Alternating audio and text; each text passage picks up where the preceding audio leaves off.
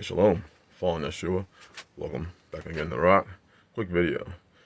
There is a lot going on around the world, and I'm not one to really do like news articles, but every once in a while I'll get on a little binge where I'll cover some news topics. But I do because I don't want to fluff the channel up with constantly talking about what's happening in the news when there are better channels out there that cover these things in detail better than I do.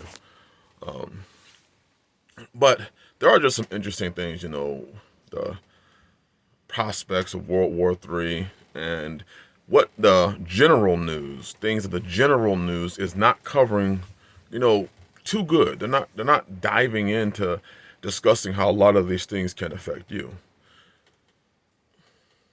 Okay, an example. Right now, Venezuela is preparing to invade Guyana in South America. Well, Venezuela is basically aligned with Iran, Russia, China. And Guyana has a ton of oil reserves. Venezuela is basically making the claim that they have the right to the area where the oil is. And this has global implications. Because most people don't know, World War II didn't happen the way, your history book normally says it does. There was a war happening in Europe well before Japan decided to attack Pearl Harbor. And America basically knew that Japan had planned on attacking Pearl Harbor. America was sending tons of aid to Europe. Kind of like how America sends tons of aid to Ukraine and tons of aid to Israel. North Korea and South Korea, another issue taking place. North Korea's upping its aggressive postures against South Korea. So you're starting to see, and North Korea has done business with Iran. So you're starting to see the sides take place. Meanwhile, another thing you probably haven't heard in the news is there are towns that were attacked cyber using computers to attack the water supply, and they're saying it's Iran-funded organizations that attacked the water supply in this country using hackers. And these things are only going to step up in intensity. So you're seeing the battle lines being drawn. You're seeing that this country that you live in is not immune to attack. They are not immune to being attacked. They don't have the measures that are needed, especially when you have an open border policy and you're letting everybody come across the border. I don't want to get into all the politics of that, but the reality of it is that you don't need to necessarily invade when, we're going to attack the East Coast and the West Coast, or you don't need necessarily a complete Red Dawn situation when you could just have these groups, these people cause anarchy and cause havoc in the country. You don't need a roving military force to invade the shores. All you need to do is tell the people that are already here, start acting up. And you have an issue that you can't solve. I mean, we saw the things, but how BLM was able to encourage rioting. Imagine if people that were armed took to the streets. Not people throwing bricks, not people that are afraid to go to jail. I'm talking, what if a lot of these people coming over this country are actually agents, actually people that are trained with firearms, trained with tactics, and they plan on fighting a urban guerrilla warfare. The damage wouldn't have to be in the cost of life in the cities. By them, the damage would be the aftermath of what draconian measures would the government institute that would cause the people to rise up. How much damage could be done to infrastructure in this country? I don't know if you ever watched the movie. It's an older movie. It's called The Siege.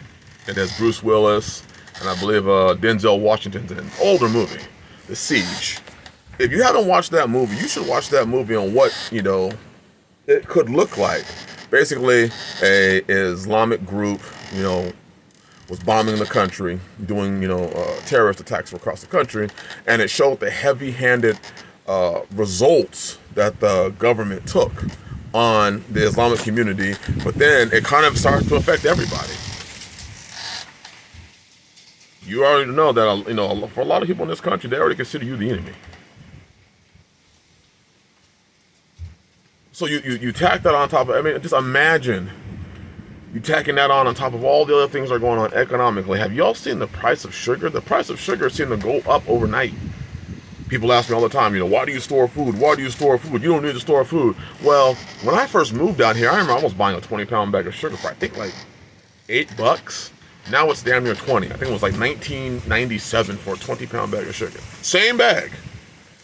In fact, I think when I bought it before, it was a 25-pound bag for $8 or $9. It's like $8 or $9. Now it's a 20-pound bag for damn near $20. So your dollar ain't going far enough. More and more young men and young women are moving back home with mama because they can't afford to make it. People get mad. Why do you always talk about marriage? Why do you always talk about these things? Because these things are happening regardless of whether you like it or not. They're going to happen, and the result is people are going to have to move together. People are going to have to shack up. People are going to have to stack on top of each other when you have the opportunity to do it. Oh, the job market's always going to be there. It's there for now, but you can already see that they're pumping A out as fast as they possibly can. A lot of companies, because of the lack of commerce, the lack of sales, people aren't spending their money. They're cutting back because these jobs are only as important as the people that are willing to buy the goods. Firearms amongst people of color, black folk, rose. I don't know the number, but a phenomenal percentage of people of color are buying firearms. People not of color are buying firearms. White folk, black folk, Hispanic folk, everyone's buying firearms. Let me tell you, a lot of these guns are being bought by responsible firearm owners. And a lot of these firearms are also being bought by people who seek to do you harm. Again, it doesn't matter whether you ban the firearm. If you ban the firearm, it just prevents the good man from getting the firearm. The bad man will still have access to firearms. Believe me, bad people will always have access to not just firearms, but firearms that are well more advanced than it is available to us, the average citizen. Bad people are not afraid of being caught. So if they're running around with a firearm that is illegal, they don't care about being caught. They don't care about whether it's against the law for them to have that firearm, to have that tool. It doesn't matter what it is. It could be a machete. And people just have stopped caring. And while you may say, well, I still care and I still believe in the good of man, and believe me, there are countless people that do not care and that do see you as a prey. This stuff is happening religiously all over the country right now. It's happening religiously in damn near every church in this country. Somebody's being taken advantage of. Somebody's belief in Messiah, somebody's keeping of the commandments is being manipulated and used for the gain of the leader, the pastor, the elder, the brother, the sister, something like that. I got people say, hey, brother, can you send me some money so that I can buy some diapers for my child? I'm asking, like, where are you married? Well, no. Where's the baby's father?